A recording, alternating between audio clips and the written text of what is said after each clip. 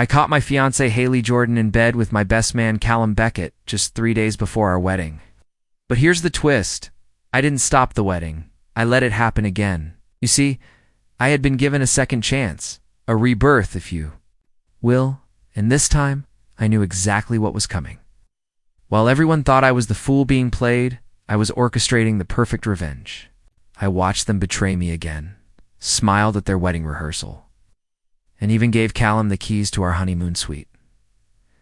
But what they didn't know was that I had already fallen in love with someone else, Anna Graham, Hailey's maid of honor, the woman who would become my wife, while my ex-fiancée's world crumbled around her.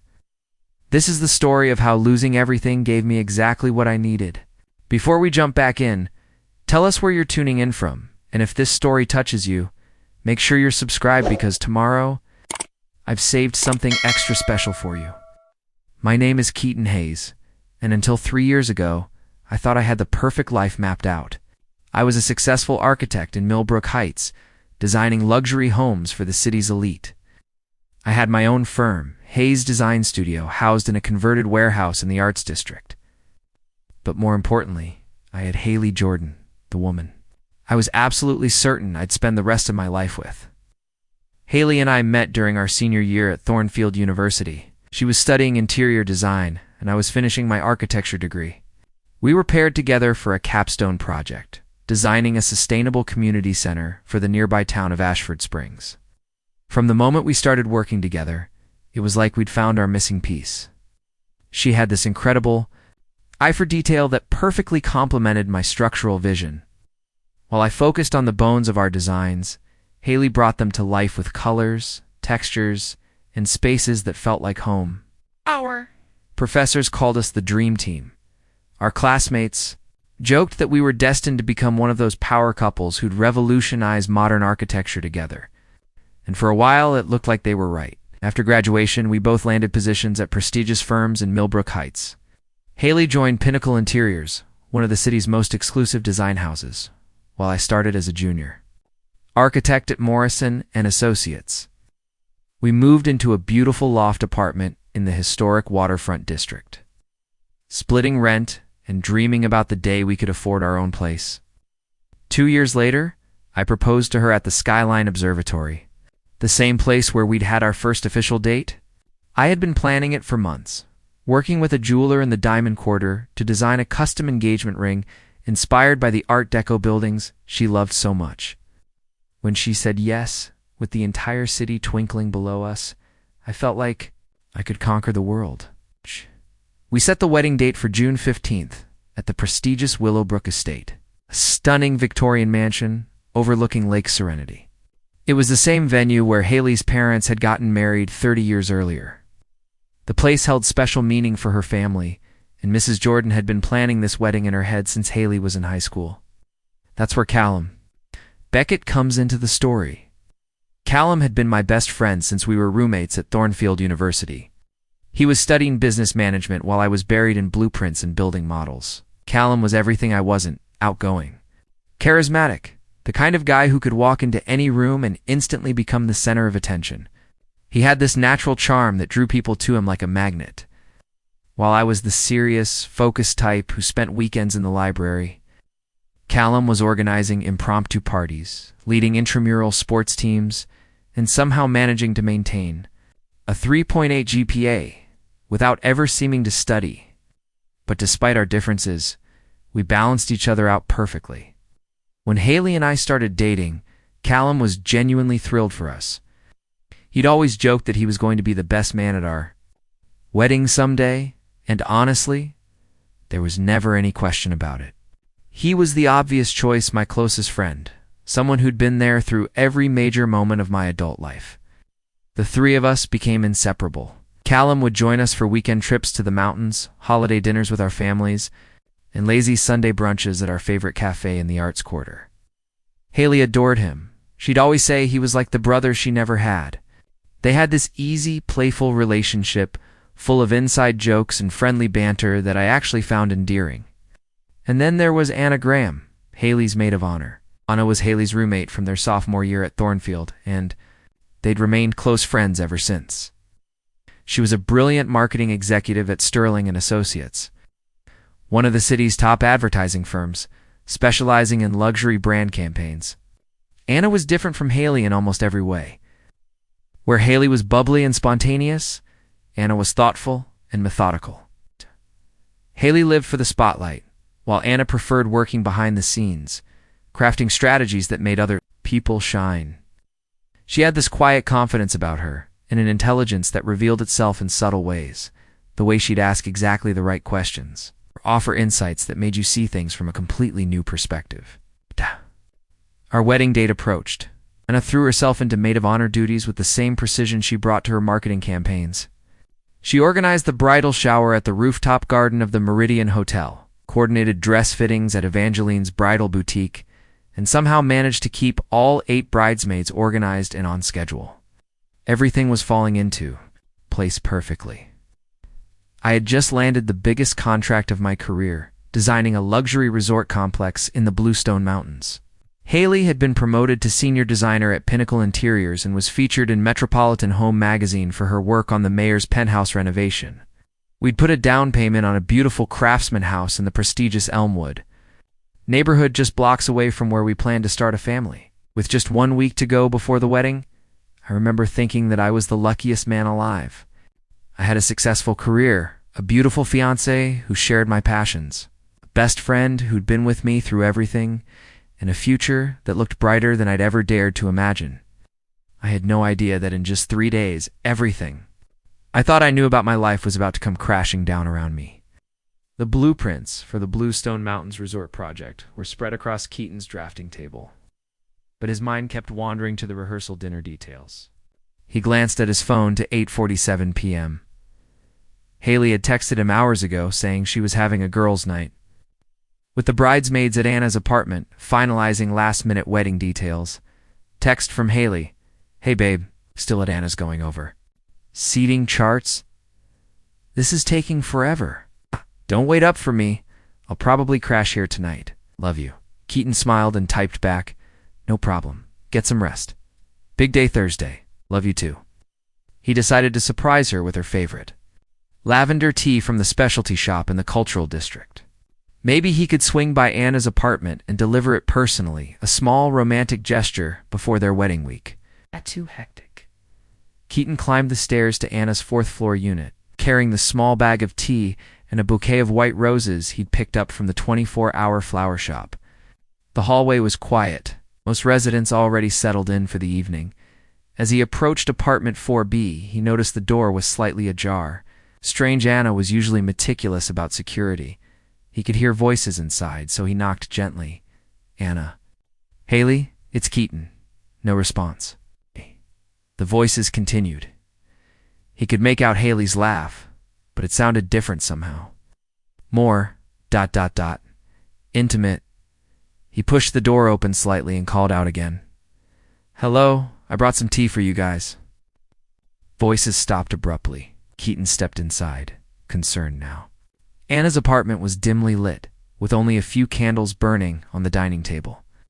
Wedding planning materials were scattered everywhere. Fabric swatches, menu cards, centerpiece samples. "Hailey, where are you?" A door slammed shut somewhere. In the back of the apartment, Keaton heard hurried whispers, then footsteps. "Oh, Keaton." Hailey emerged from the hallway, hair disheveled, wearing one of Anna's oversized shirts over what looked like her underwear. Her face was flushed, and she was breathing heavily. "What? What are you doing here?" "I brought you some tea," Keaton said slowly, his eyes taking in her appearance. "I thought you were working on seating charts." We are. I spilled wine on my dress and had to change." Behind her, Callum appeared in the hallway, shirtless, hastily pulling on his jeans. His hair was tousled, and there were lipstick marks on his neck, the same shade Hailey always wore.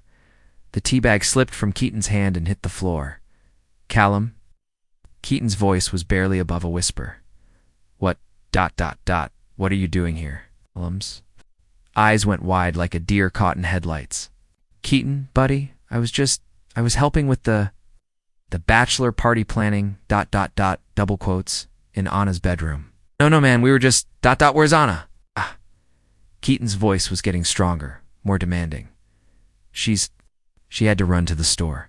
Hailey said quickly, emergency floral situation. You know how she is about details. Keaton looked between them, his fiancée half-dressed, his best friend shirtless, both of them looking guilty as hell. The pieces clicked together with sickening clarity. Clarity. How long? He asked quietly. Preparing and narrating this story took us a lot of time. So if you are enjoying it, subscribe to our channel. It means a lot to us. Now back to the story. How long what? Hailey tried to laugh it off. Keaton, you're being paranoid? We were just... How long? Shouted, causing both of them to jump. Callum stepped forward, his hands raised defensively. Keaton, listen, this isn't what you think. Don't. Keaton's voice was deadly calm now. Don't you dare insult my intelligence. How long has this been going on? Hailey's composure cracked. Tears started streaming down her face. Keaton, I never meant for this to happen. I love you. Do. But Callum, and we connect on a different level. Different level. Keaton laughed bitterly. Is that what we're calling it? It started after your promotion party last month, Callum said quietly. Yeah. We were both drunk, and things just happened. We tried to stop, but you didn't? No, Hailey whispered. We didn't. Keaton felt the room spinning. Everything he thought he knew about his life was disintegrating before his eyes. His fiancée, his best friend. 3 days before their wedding. The bachelor. Party planning, he said slowly. The girls' nights. The late meetings. How many times? Keaton, please. Hailey reached for him. Don't touch me. He roared, backing away from her. How many times, Hailey? She collapsed onto Anna's couch, sobbing. I don't know, maybe 15 times? 20?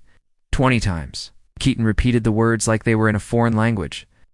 20 times you've been screwing my best friend while planning our wedding? It doesn't mean anything, Hailey cried. It's just physical. I love you, Keaton. I want to marry you. Are you insane? Keaton stared at her in disbelief. You think I'm going to marry you after this? Wedding is in 3 days. Hailey stood up, panic in her eyes. The deposits are paid. The guests are coming. My parents, your parents, everyone is expecting. I don't care what anyone expects. Callum stepped forward. Keaton, man, I know this looks bad, but we can work through this. We're all adults. Here, maybe we can figure out some kind of arrangement. Arrangement. Keaton's voice was dangerously low. You want to share my wife? I'm saying maybe we don't have to blow up everyone's lives over this, Callum said.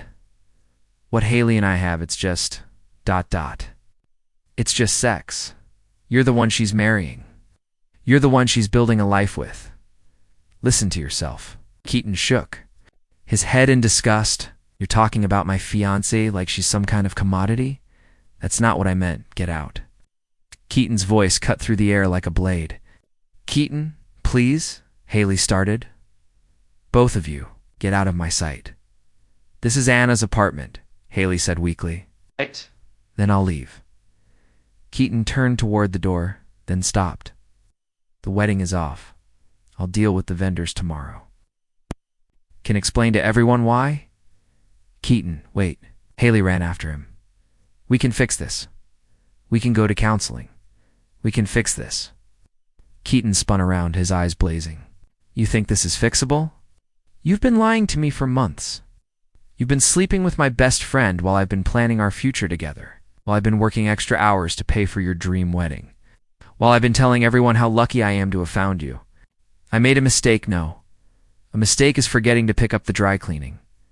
A mistake is double booking dinner plans. This is betrayal. This is the end of us.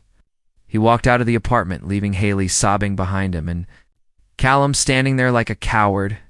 Keaton drove aimlessly through Millbrook Heights, his hands gripping the steering wheel so tightly his knuckles were white. The city lights blurred past as he tried to process what had just happened. 20 times. 20 times while he'd been planning their future. He'd been destroying it. His phone buzzed incessantly. Calls from Hailey, texts from Callum, but he ignored them all. He needed to think, needed to figure out what to do next. The wedding was in 3 days. 200 guests, $50,000 in non-refundable deposits. His parents had flown in from Seattle. Hailey's extended family had traveled from across the country, and it was all for nothing.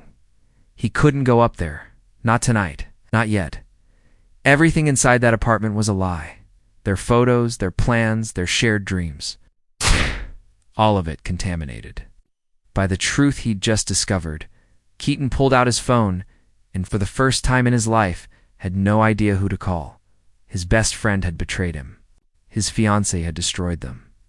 And in 3 days he was supposed to have the happiest day of his life. Instead, he was sitting alone in his car, wondering how he'd been so blind to the two people he'd trusted most in the world. Anna Graham stood in her kitchen, making tea and staring at the chaos her living room had become. Wedding planning materials were still scattered everywhere, a painful reminder of the disaster that had unfolded just days earlier. Her phone buzzed with another text from Hailey, the 15th one that day. The door buzzer rang. Anna checked the intercom and saw Keaton standing outside, looking exhausted but determined. "Anna, it's Keaton. Can we talk?" She buzzed him up without hesitation. When he entered her apartment, they both stared at the evidence of the ruined wedding still. Covering every surface, "I should have cleaned this up," Anna said quietly. "I'm sorry, I didn't know what to do with everything." "It's not your fault," Keaton replied, picking up a centerpiece sample. "None of this is your fault." They sat down on opposite ends of her couch, the weight of recent events hanging between them. "I need to ask you something," Keaton said. "Did you know?"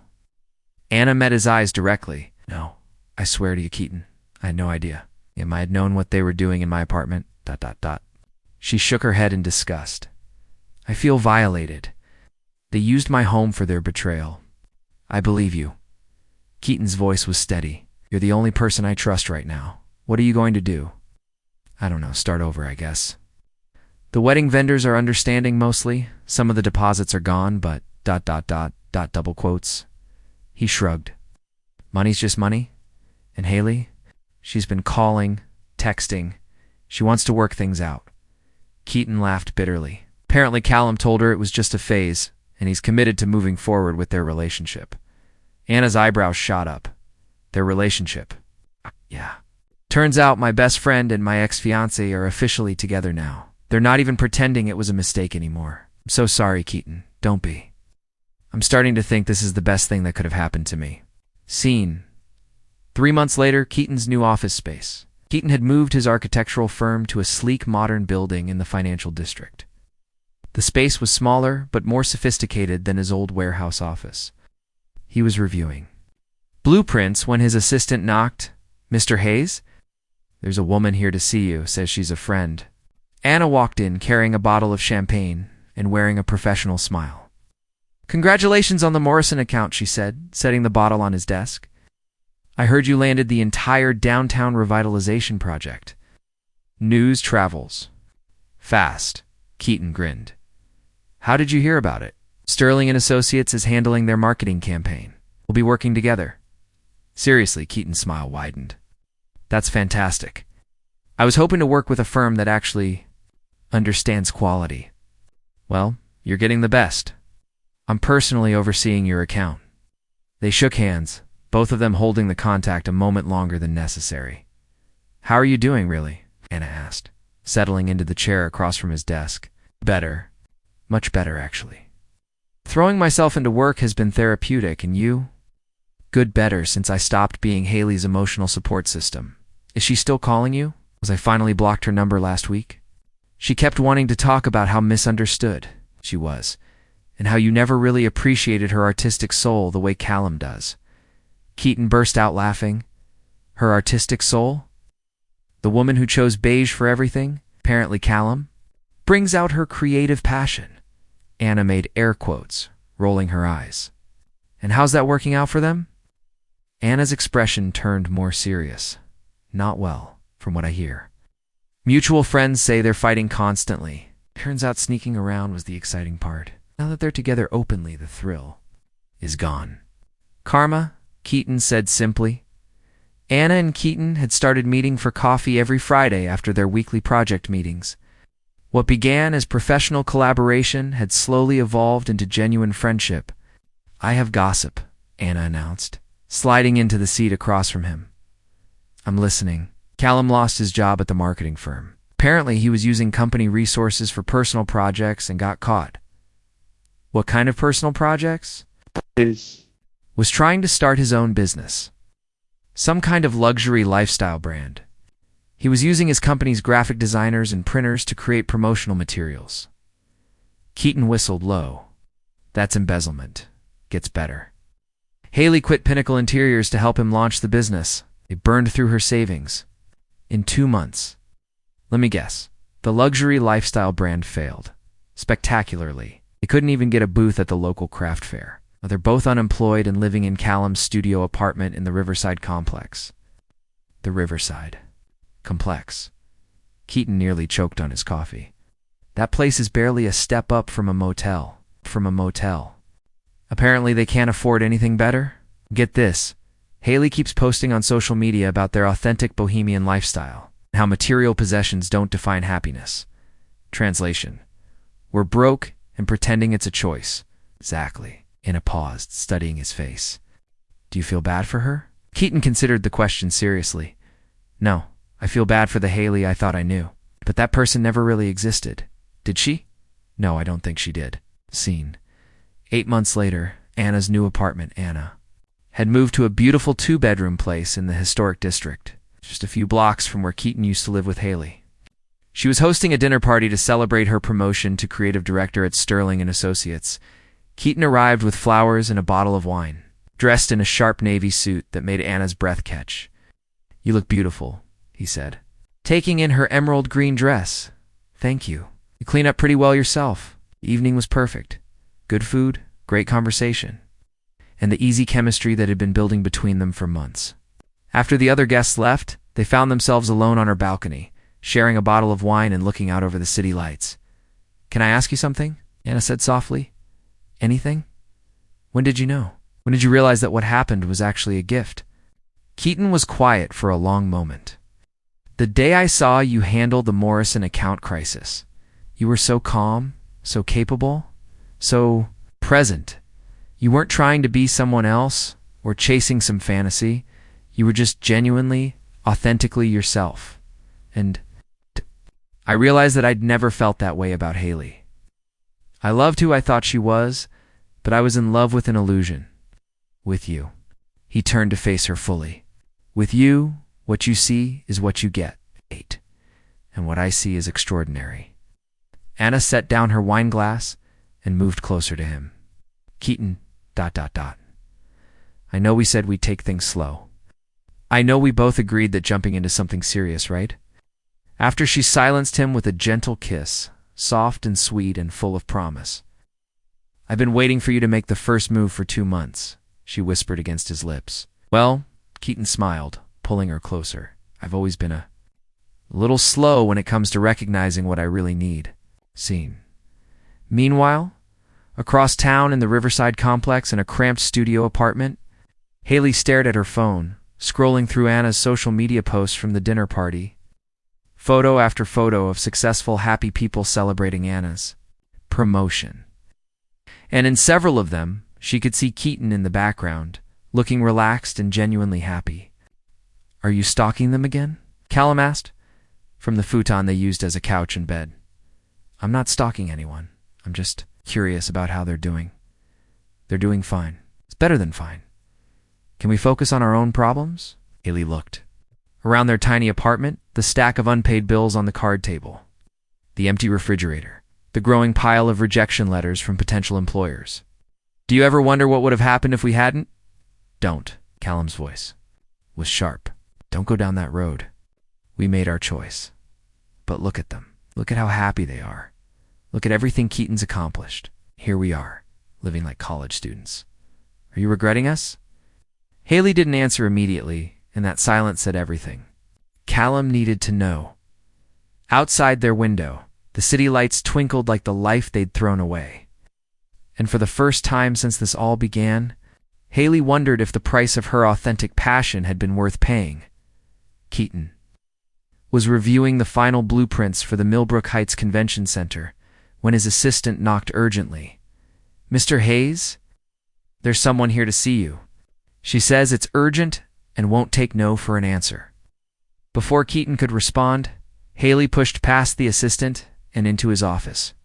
She looked terrible, thinner than he remembered, wearing a faded dress and cheap shoes, her hair limp and her skin pale. Hailey Keaton stood up, shocked. "What are you doing here? I need to talk to you." Her voice was shaky, desperate. Desperate. "Please. Just 5 minutes. How did you get past security?"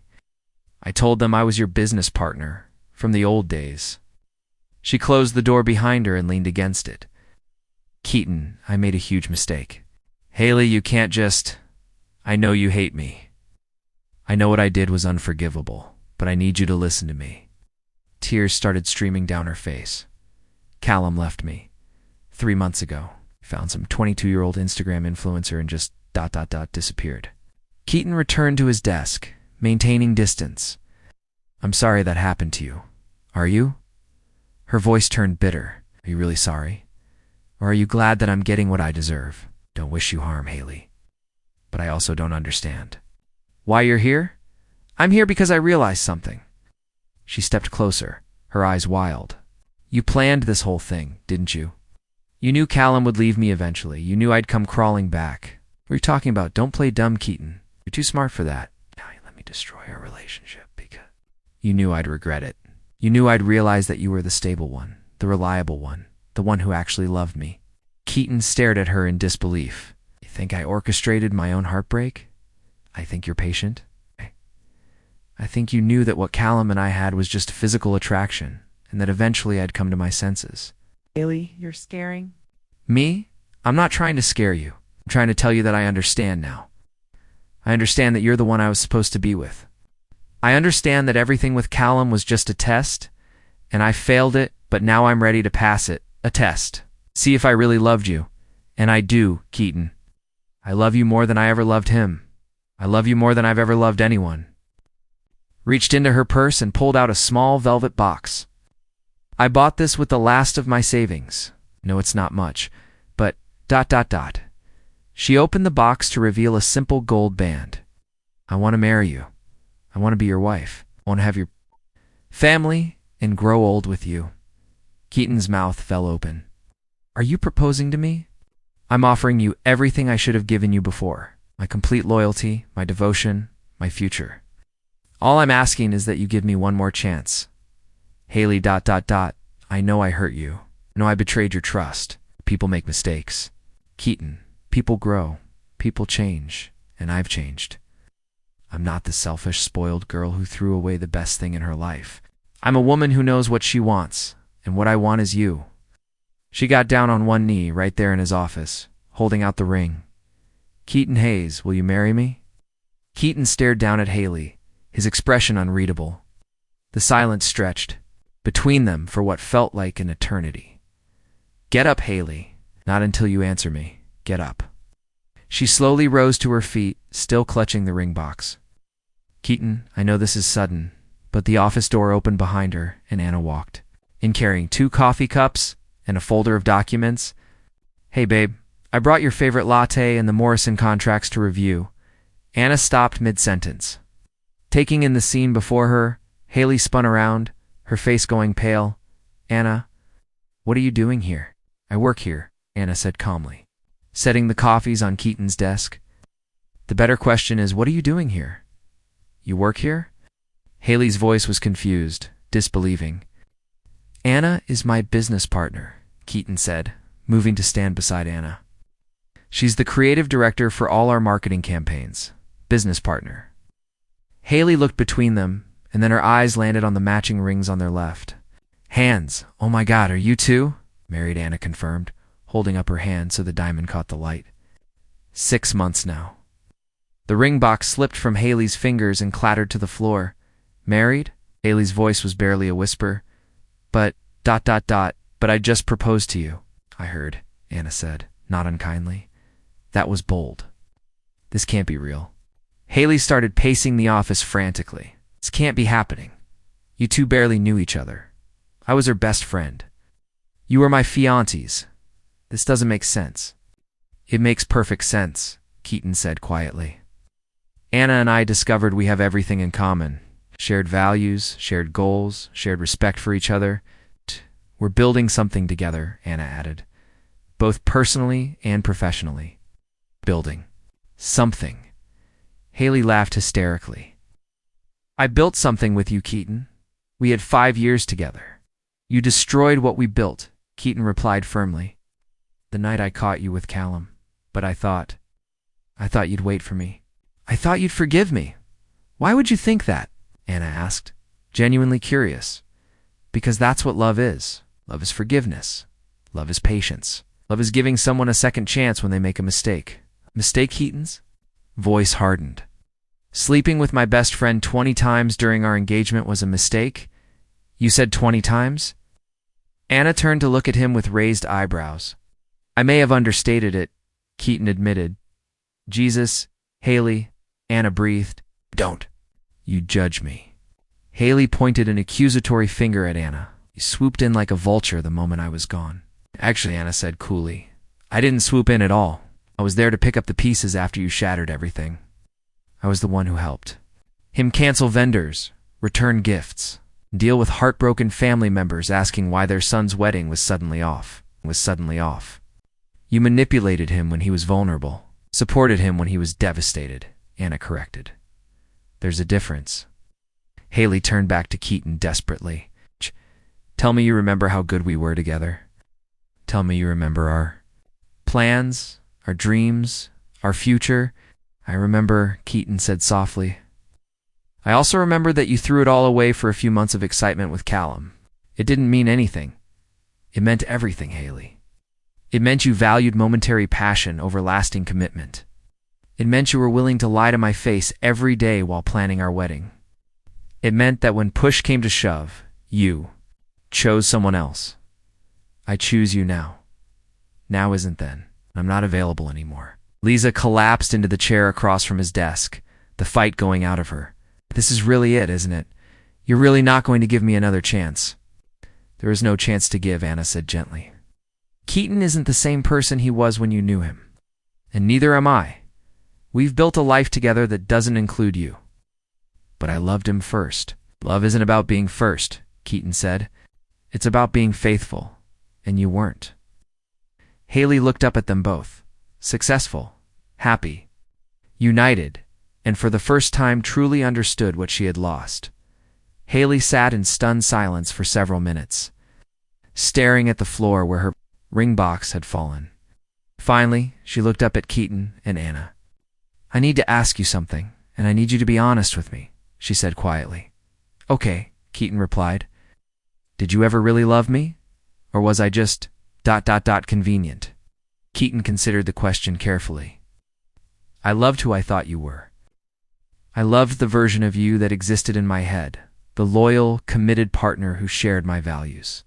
But that person never really existed, did she? She did exist, Hailey whispered. For a while. No, Anna said gently. I think the real you is the person who chose excitement over stability, passion over commitment. That's not wrong, Hailey. But it's not compatible with what Keaton needed. And what did he need? Someone who shows up, Anna said simply. Someone who chooses him every day, not just when it's convenient or when the alternatives disappear. Hailey bent down and picked up the ring box, closing it with a soft snap. I spent my entire savings on this ring, she said with a bitter laugh. I thought it would prove how much I'd changed. You can return it, Keaton suggested. Can I return the last year of my life? Can I return all the mistakes I made?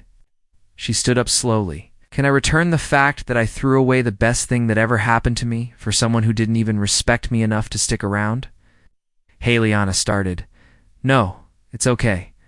I needed to hear this. I needed to see you two together to understand what I lost. She looked around Keaton's successful office, taking in the awards on the walls, the expensive furniture, the evidence of the life he'd built. Look at what you've accomplished. Look at how happy you are. We are happy, Keaton confirmed. I'm living in a studio apartment, working at a coffee shop, apparently delusional enough to think you'd been waiting for me all this time. She shook her head. God, I'm pathetic. You're not pathetic, Anna said. You made choices. They didn't work out the way you hoped. That happens to everyone. Not everyone loses someone like Keaton. No, Anna agreed. No, not everyone does. Hailey walked to the door, then turned back one last time. For what it's worth, I think you two are perfect for each other. You both deserve the happiness you've found. Thank you, Keaton said. I hope you find your happiness too, Hailey. Really? I hope so too. She paused at the door. Take care of him, Anna. He's one of the good ones. I know, Anna smiled. Plan 2. After Hailey left, Anna and Keaton sat in comfortable silence for a moment. Do you think she'll be okay? Anna asked. Eventually? She's stronger than she thinks. She just needs to figure out who she really is when she's not trying to be someone else. Anna picked up the coffee she'd brought earlier and handed it to him. So, Mr. Hayes ready to review those Morrison contracts? Actually, Keaton said, pulling Anna closer. I have something more important to discuss with you. Oh, I was thinking, maybe it's time we started working on that family we talked about. Anna's face lit up. Really? Really? I can't think of anyone I'd rather build a future with. She kissed him softly. Well then, I guess we better get started on the rest of our lives. The rest of our lives, Keaton repeated, looking out the window at the city's skyline. I like the sound of that. Outside, life continued. People building dreams, making choices, learning from mistakes. And somewhere in the distance, Hailey Jordan walked away from her past and toward whatever future she would create for herself. But in that office, Keaton Hayes held his wife close and felt grateful for every betrayal that had led him to this moment. Because sometimes losing everything is exactly what you need to find what you were really looking for all along. Up next, more standout stories right on your screen. If this one hit the mark, you won't want to pass these up. Just click and check them out. Don't forget to subscribe and turn on the notification bell so you don't miss any upload from us.